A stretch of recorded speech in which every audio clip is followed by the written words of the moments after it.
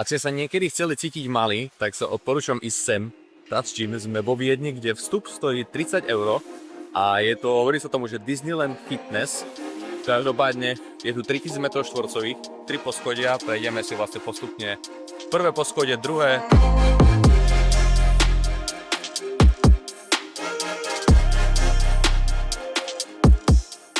Ondrej prišiel na to, že toto asi bude supported not girls.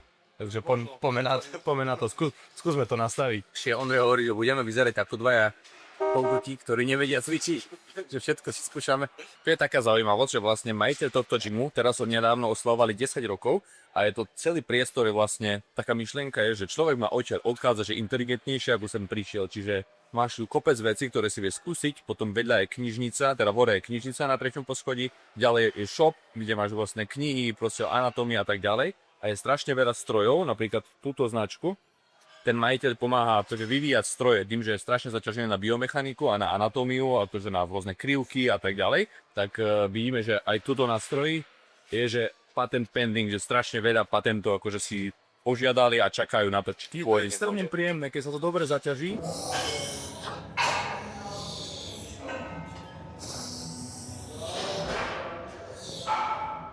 Taký fun fact, vlastne tento gym má full-time zamestnaného typka, ktorý je akoby zvárač a ktorý len chodí naokolo a treba im, dajme tomu, že niečo prerobiť, aby bol lepší uhol ramene a typek to proste automaticky prezvára, akože niečo obrúsi, takže vždy sa tu niečo deje. V podstate taký stroj, čo je kombinácia abdukcie a hip extenzie, čiže niečo ako kickback a abdukcia naraz. Okay. Tento stroj vlastne spopularizoval Brad Contreras, čo ho poznáte, a je to celkom zaujímavé, v živote som to nevidel. Mega divné. A moja Lenka je dnes u gynekologa, tam majú tiež také na kontrole tehotenskej. Neviem, kde skôr pozerať, kámo, neviem, kde budem skôr. Tu je Arnold.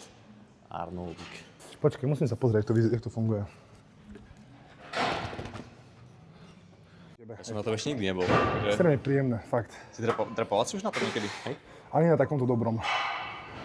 Čo je sranda, že on vlastne ten majiteľ častokrát hľadá stroje na burzách, čo proste staré nejaké stroje z éry Arnoldovej kulturistiky a potom tie sa snaží nejako prerobiť. Vyskúšaj chrbát zatlačiť dozadu, no že kríže tam musíš dať, ešte. Tak, No.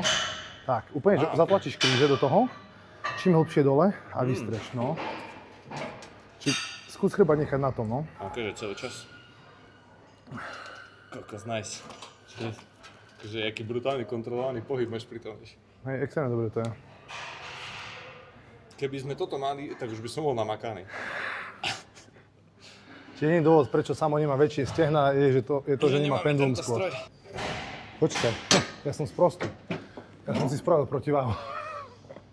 Tým, že to fakt nazývajú, že Disneyland pre fitness nadšencov, to je úplne jedno, či človek robí crossfit alebo čokoľvek iné, že klasický bodybuilding, ja robím teraz triatlon a k tomu chodím cvičiť. Ale je to taká akože fun, že fakt sa to cítim, že 3-4 hodiny by som to vedel stráviť. Sme ešte len v prvom rohu, na prvom poschodí, prešli sme asi 7% z celého gymu a ešte ideme ďalej a prešlo pol hodiny. Tieto stroje majú zvláštnym spôsobom spravený odpor, čiže vieme si zaťažiť predĺženú pozíciu svalov, strednú pozíciu aj skrátenú pozíciu. Masaker. Silovú krivku, v podstate manipulujeme silovou krivkou. Aha, či ty máš tu presne jednu, druhú, tretiu. Hej, som povedal hlúpo, že manipulujeme skrátenú predĺženú, ako trošku, hej, ale manipulujeme silovú krivku. Aha. Že vlastne ako niektoré cviky sú automaticky ťažšie v tej spodnej pozícii ako drep, trošku ťažšie v strede. Že jak mohol dať Pán Boh tak krásnu zem, tak škaredým ľuďom. Bude to ťažšie zo začiatku. A že ty si nechal jednu v strede a jednu hore, okej.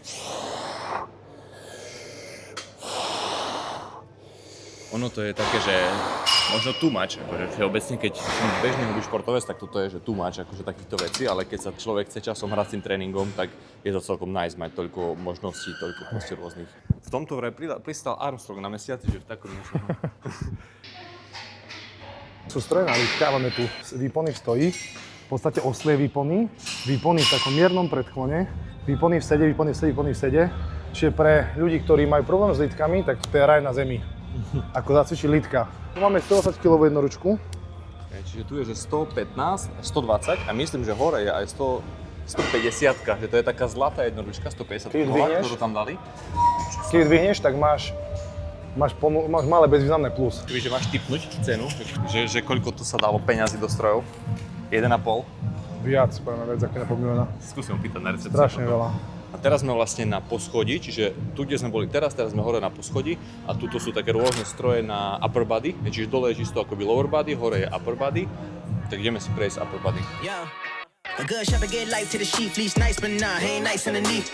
Got a price on the leash, I don't trust when he speak. He sound a real spite for the me. Boy, I bleed with the best, got the people, the eagle and downs, I done feed with the flesh, tryna smeag with the rain. She believe that I'm blessed, got a speed to the left. All of my clothes, I be eager to Toto napravo, hore, to je ten majiteľ, akože ten Andreas. Vyzerá ako Jujimufu. 1, 2, 3, 4, 5, 6, 7, 8, 9, 10, cez 12 až 15 strojov na chest press, či sú...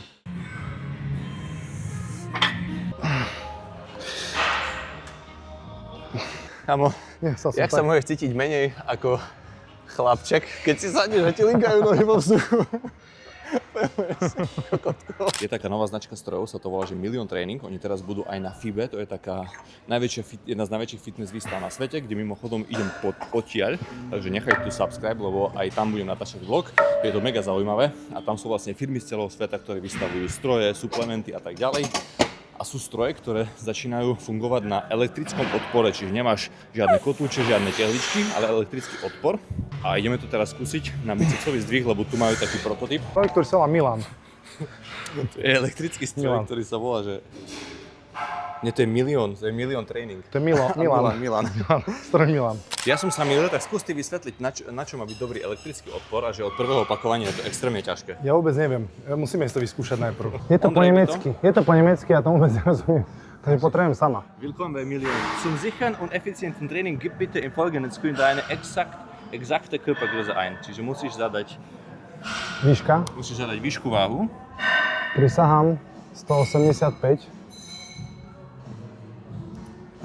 Chceš excentricky alebo izokineticky pracovať? Čiže tu si Chcel by sme vyberieš... excentricky pracovať radšej. Okay. Ja netuším vôbec, čo to môže byť, ale dáme, že 40. A koncentricky dáme, ty to už chápem, my vieme si nastaviť inú, akoby obťažnosť koncentrickej, ako keby kontrakcií sval, to znamená, keď dvíham, alebo teda pokrčím lakeť, budem si nastaviť, že tam to bude 40 kg a cestou dole to môže byť 50 kg. A väčšinou každý zvládneme viac pri tom brzdení, pri tej excentrickej kontrakcii. Čiže vieš overloadovať tú proste excentrickú fázu. Hej, takže toto je dosť zaujímavé na tom. Tak si dáme, že 40 cestou hore a dole mi to dáš 80 kg, to neviem, či zvládnem. Toto automaticky nastavuje To je v vlastne... podstate ako keď máš 1/9 Octaviu a ideš vlastne, máš 90, ale ideš 130, že to overloaduješ proste. Boss Gates je, že ideme na to. Ideme na to. Aha, to je tá gamifikácia, no skús začať dvíhať.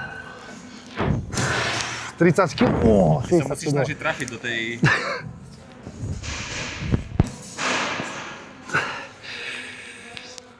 Dobre, precenil som sa. Ideme ešte raz. Po dvoch opakovaniach. Po dvoch opakovaniach som myslel, že som to nezvládol.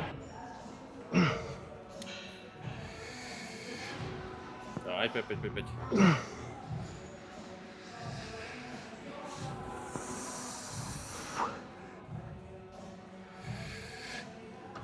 Päť opakovaní, extrémne to je ťažké. Vieš čo je ešte sranda s tými elektrickými strojmi, že ty vlastne vieš mať kartičku, ono je to podľa mňa perfektné pre starších ľudí alebo rehab, že ty vlastne vieš mať kartičku, ktorú tu si pipneš a ti to vie zmerať napríklad, že v pravej ruke v excentrickej fáze máš proste 20% menej síly ako v tej druhej a tým pádom ti to vie potom prispôsobiť, že keď máš jednostranné stroje, tak excentrickú fázu ti pravú ruku zapne viacej a vlastne už len si pipneš kartu, to čo máš ty A nastavené. máš nastavený plán, ktorý Presne si tak. odcvičíš automaticky. Ja si dám 15 a 15. Pekný by som si dal o dosť menej Okay, čiže ja kil. si dám, že 15 kg hore, 20 kg smerom nadol. OK. Los Gates.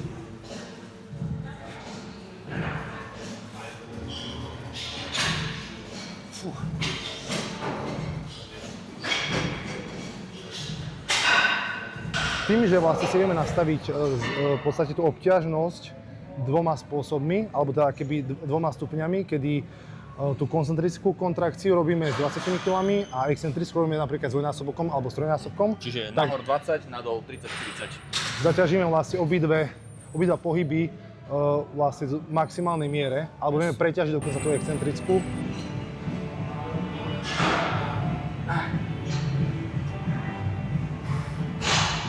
To sú ruky. Nebíjatielko. Máme napríklad stroje na príťahy zhora a je ich asi 18, alebo potom na stroje proste na príťahy spredu, z dola, že fakt akúkoľvek časť napríklad chrbta chcem zamerať sa, že na spodnú časť latissimu, tak máš na to stroj. Chceš viacej cvičiť zadnú časť ramena, izolovanie úplne, tak máš 3 rôzne stroje, ktoré si vieš vybrať a vieš si nastaviť ešte, že v ktorej časti pohybu to bude ťažšie, ľahšie, to je úplne šialené.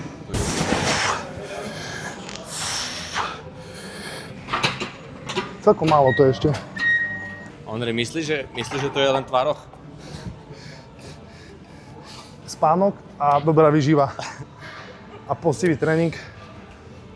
A BCAčka, určite zberie BCAčka. Akože, ja to beriem tak, že keď sú ľudia nasypaní, nie každý môže vyzerať takto, alebo takto. Nie každý môže mať extrémne svaly, napriek tomu, že berie steroidy, a niektorí to ani nevidno. Tak akože hlavne tak či tak Musíš odmakať. Tak ako teraz tu som sa cítil, keď som mal že 12 rokov, mamča mi dala 20 korún a som prišiel do večierky a som si kúpil gumené hadíky, kolorku a luk, že nevieš čo skôr. To sú všetko tie vlastne jeho stroje, hej, čo akože vyvíja. Tu je ten majiteľ, typeček.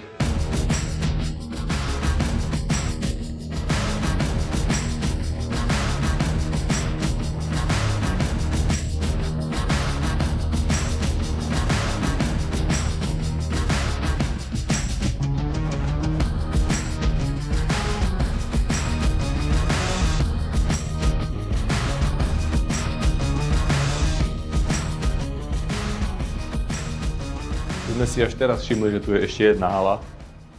Ujdeme. Kámo. Čo ti kuruje? Toto sme nevedeli, že tu ani je, hej. Vôd, to je tak 12 metrov vysoké. Tu je koľko? 1, 2, 3, 4, 8 rekov. Spieracké pódia. Ty kokos. 1, 2, 3. Bench press. Bench press 10 krát bench press. Lúčime sa s Daždimom a tuto s Terminátorom. Ideme domov, respektíve idem na FIBO, takže nechaj tu odber, lebo z FIBA si ukážeme najzaujímavejšiu fitness výstavu na svete, jedna z naj teda. No a vidíme sa, drž sa, čau.